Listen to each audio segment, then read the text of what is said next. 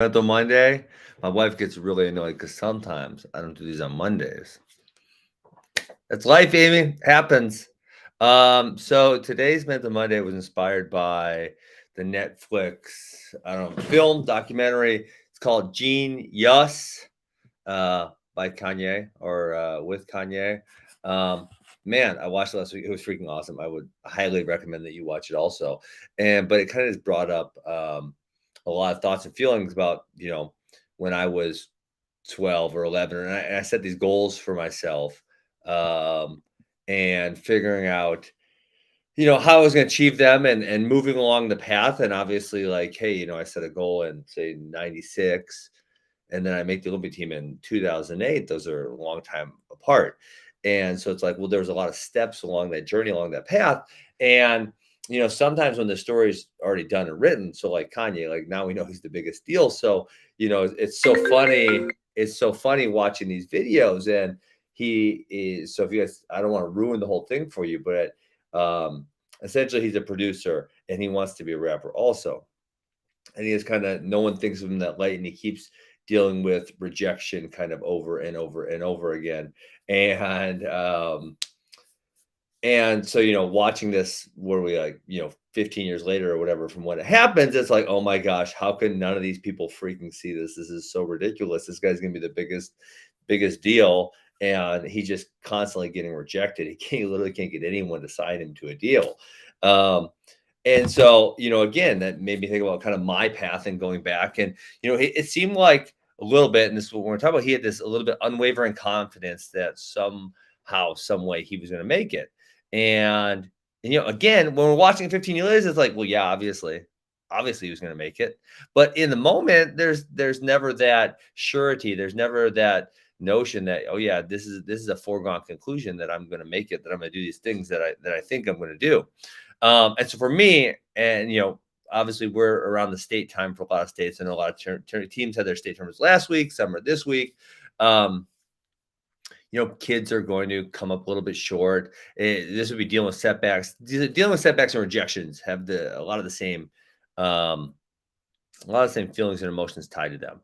And so I was going to kind of go with you guys a few of the times where I failed in life and kind of what I was thinking, and then how I bounced back from that, or the lessons I learned, I guess. And then hopefully kids can listen to this and they can think about, yeah, man, I had a setback, and that doesn't mean Ben had a setback. If he did it, I can do it too, right? That's kind of the message I hope to push out there. So the first major setback I had was after I started working hard, right?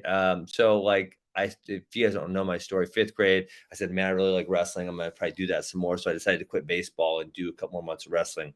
And so I started progressing a little bit along the way. And then my freshman year of high school, I was like, this is what I want to be a wrestler. This is what I want to do. I don't want to do anything else. So I quit football, and I literally just wrestled year round. And so freshman year Fargo, so we're talking, a little bit later there. Freshman year Fargo, it was a gigantic disappointment because I went 0-2. I went 0-2. It was awful. And I had started doing really well on the state level. So to have this gigantic setback was like, oh my God, like I want to be, a college wrestler. I want to get a college scholarship. I can't freaking win a match here. This is awful. And so luckily, I learned a lot of lessons there about the mental components of, what it takes to perform at a high level in a big tournament under a lot of pressure. And that helped me moving forward. But man, I can tell you at that moment, like there was such a sense of rejection. Like, dude, I put my whole life into this. I mean, no one was wrestling year round at that time. At least no one that I know, right? There was no clubs that went year round. And so like when I said I'm going to go year round because this is what I want to do, it was like everyone kind of thought I was a weirdo. And then obviously when you make a decision like that, you want some validation. And I got no validation, right? I went 0-2. So it was just terrible. And it really made me rethink some things. But I kind of dug in, this is kind of the unwavering confidence, right? And we talk about, a lot of people who don't achieve things, they actually don't achieve things because they don't have the skill set. Because if we look at that point in time, my freshman year, and like all the kids, there were a lot of kids who had much greater skill sets than me, right? Their potential was a lot higher. They were closer to where where they wanted to go. But one of the things that makes people quit is the feeling of rejection or the feeling of setbacks. And so I stayed the course, stayed the path, right? And then obviously, as I go through high school, I'm starting to have more and more success. Um, and all the way to the point where my senior year, I ended up winning Fargo. So I was getting like really good. I was climbing the ranks. But then I go to college and it was terrible. I couldn't barely beat anybody in the room. I mean, there's a couple really bad guys who I was getting the better of, but any of the good guys in the room, they were getting the better of me every single day. Right? It sucked, freaking sucked. And then I lost 10 matches over the course of 6 weeks. Right? There's the open tournament, so I did win a lot of matches. So it wasn't like I was 0-10. I was like, I think I was 35-10 my redshirt year. But for a guy who I lost 7 matches in high school, and now my college career, I lost 10 matches in 6 weeks. It was like, oh my God, this sucks. And it's like now, previous to coming to college, I started having success nationally. So it's like, oh yeah, I'm going to keep this going. I'm going to freaking go, rock the college wrestling world. And then I get my ass kicked 10 times. And I was like, oh my God, this is freaking terrible. So that was kind of probably the biggest one where I had some serious concerns. Like, can I do this? Like, are these goals that I'm setting for myself, are they too freaking outlandish? Are they crazy? And so, the first setback, the Fargo, I said that was one of the things that led me to a lot of clarity on how to mentally handle situations and how to perform my best. And I talk about that a lot. So this one, my freshman year, this was when it was like, okay, what I'm doing is not exactly working. I need to figure out a different way to skin this cat. And that was where scrambling came from. Hey, that was where funky came from, right? I started figuring out new scrambles and new ways and improvising ways to win matches where I wasn't going to win them previously because my skill set was too limited and my natural physical capabilities of speed and strength aren't equivalent to a lot of other Division I athletes. So I had to change the game a little bit, right? So that setback led me to changing the game. And so then the last major setback I'll tell you, and right there's small ones, but I'm bringing up the major ones. Let me say one more thing on that one. Is that, when I see like blue chip high school athletes and they go to college, one of the major reasons, in my opinion, that they don't make it is they're not used to that failure. I wasn't. I had a great high school career. And by the end, I was one of the best kids in the country. And then I go have these freaking huge dramatic failures, right? Whether it's in the room every day getting beat or all these losses I took in matches. And it was really hard. And that's where some kids, right? Because I had that thought. I had that, hey, maybe I'm not good enough for this. Maybe my goals are too big.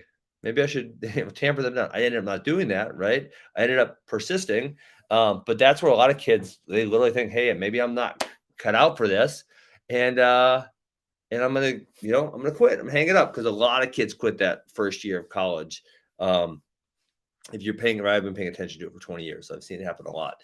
Then the third major failure obviously would be after my college career. So, I obviously, my college career went like this, also like my high school career, won 2 Hodges. And so then I have essentially a year and 3 months till the Olympics, or so the Olympic trials. And so it was like when I came out 2007, I had to go. So I wrestled 174 in college, and the Olympic weight was either 163 or 185. So I had to go to 163. That weight cut, coupled with the fact that, I was heavily scramble reliant, led me to not having success, right? I took 6th at the open, I took 5th at the trials. So for the Olympics, you gotta take 1st. So I took 6th and 5th. That's not very, I don't know if you guys realize this, but that's not very freaking close to 1st. Okay. I need to take 1st. And so that was like, holy shit. I got like a year.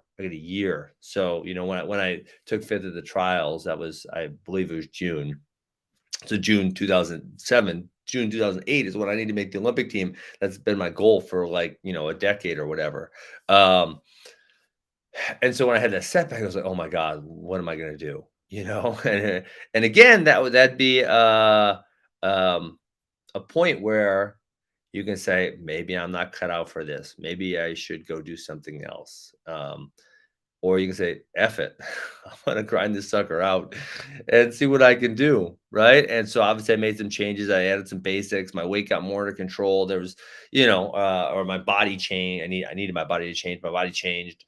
A whole bunch of things coupled together. And it allowed me to make the freaking Olympic team in 2008. So, as I was watching this Kanye documentary, it just appears like, yeah, sure, okay, everyone now sees me as this guy who had these great successes in sport wrestling, and but they weren't there from the beginning. They weren't there through all the failures and the persistence, right? Because it was like setback, setback, setback, persist, persist, persist, persist.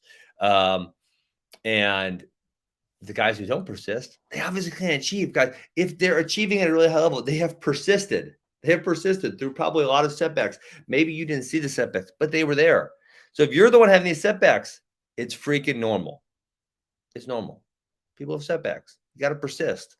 The ones who make it are the ones who persist. They stick around. They deal with the ups and the downs and everything that goes with it. So that's what I thought. I recommend Genius to you. I think it's great. AWA, we got high school state this weekend. It's really tremendous. Hold on, Ty, you got a question. The question is, I'm looking closer because what age do lower level kids who love wrestling catch up to the elite talented kids who wrestle because their parents force them to do it 12 months a year? Ty, that's a good question. So when do kids start pushing back? So I always talk about there's things that make kids good when they're young that will not really help them when they're older. Over aggressiveness, cutting weight, and a lot of competitions, right? So those 3 things you can do those to younger kids, and it'll make them really good at a younger age. And listen, there's kids that have success at a younger age who persist and have success because, and a lot of times it's because the parents are doing the right things. But there's some of those parents who do that and aren't doing the right things. And usually when a kid starts pushing back, in my opinion, is like 7th grade or so, that like 12, 13, 14, 15 years old, where if the kid's not doing it for the kid, they're going to push back a lot. Right. And then the way I like to think about it is like, if I want the kids to achieve what I want them to achieve and what I think they're capable of achieving, it's going to be them. It's going to be them saying, I'm coming to practice. I'm working hard at practice. This is what I want to do. It's not the freaking parents telling them what to do. And also, if we want to know, like, what is the value of sports? For me, a lot of it is like, I decided to work hard. I achieved because I decided to work hard. Ooh, I can go just apply this to other things in my life. Not like, oh, my dad told me I had to do this, and so that was why I was good. Like that's not really a good lesson in life.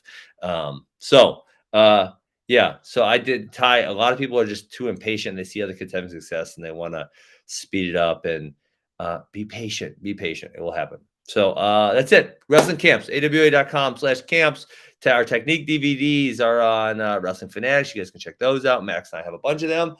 I'll be at WI State all weekend. I'm looking forward to it. Actually, I think me and some of the other coaches are likely going to live stream, do some recaps. I know a lot of you guys outside the state of Wisconsin won't care, but for those of you in Wisconsin, we are probably going to live stream after some of the sessions, talk about what we liked, what didn't like, controversial stuff, what went well. Peace. Have a good Monday.